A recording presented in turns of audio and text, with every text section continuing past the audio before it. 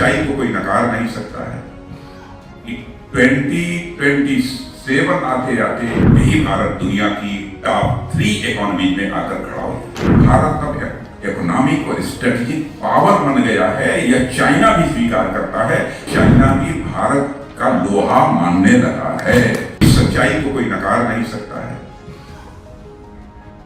कि 2027 आते आते यही भारत दुनिया की टॉप 3 इकोनॉमी में आकर खड़ा हो। भारत अब इकोनॉमिक और स्ट्रेटेजिक पावर बन गया है, यह चाइना भी स्वीकार करता है। चाइना भी भारत का लोहा मानने लगा है। इकोनॉमी की साइज के मामले में देखा जाए हमारा भारत आज दुनिया की टॉप 5 कंट्रीज में आकर खड़ा हो गया, जो कि 2014 में दुनिया की टॉप 10 कंट्रीज में था, यानी 10वें स्थान पर था। आज दुनिया की टॉप 5 कंट्रीज में आकर खड़ा हो गया। और मैं नहीं कह रहा हूं, बल्कि दुनिया की मानी जानी फाइनेंशियल फर्म्स उन्होंने कहा है, मॉर्गन स्टैनले ने कहा, फर्म ने कहा, इस सच्चाई को कोई नकार नहीं सकता है कि 2027 आते आते, यानी आज के लगभग 3 साल के बाद, यही भारत दुनिया की टॉप 3 इकोनॉमी में आकर खड़ा हो।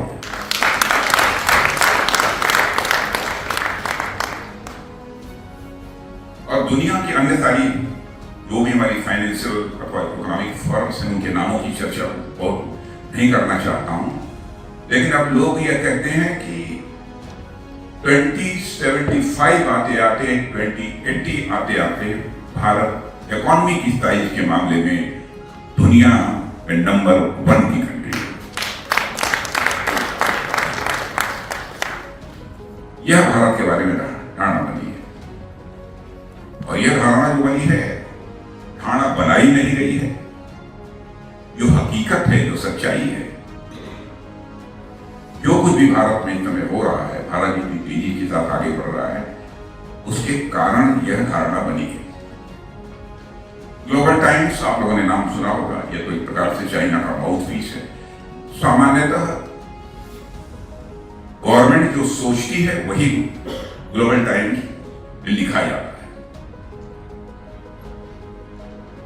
एक वहां के माने जाने राइटर, शायद नाम गलती हो सकती है, इससे ज़ैंग ज़ोडियांग या कुछ ऐसे ही नाम है उनका, उन्होंने एक आर्टिकल लिखा है कि what I feel about Bharat narrative in India. यह आर्टिकल उन्होंने लिखा है। उस आर्टिकल में उन्होंने कहा है कि चाइना में भारत के बारे में जो एक परसेप्शन पहले था, उसमें एक ड्रास्टिक चेंज आया है, बहुत बड़ा बदलाव आया। चाइना गवर्नमेंट भी यह मानती है कि भारत में इकोनॉमिक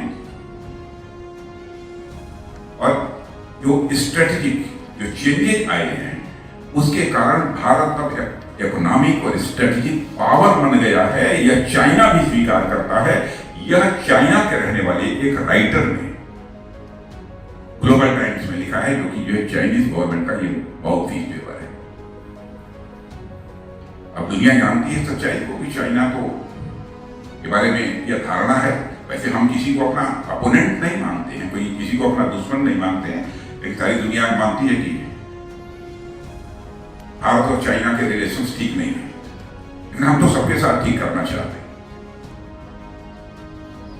आप ये कल्पना कर लीजिए, ऐसी धारणा हमारे पड़ोसी चाइना के अंदर भी, उसने जो वाक्य लिखा है एग्जैक्टली हमको याद नहीं है, उसका अर्थ ये होता है, अब इकोनॉमिक और स्ट्रेटेजिक पावर में चाइना भी भारत का लोहा मानने लगा है, यानी भारत की ताकत को स्वीकार करने।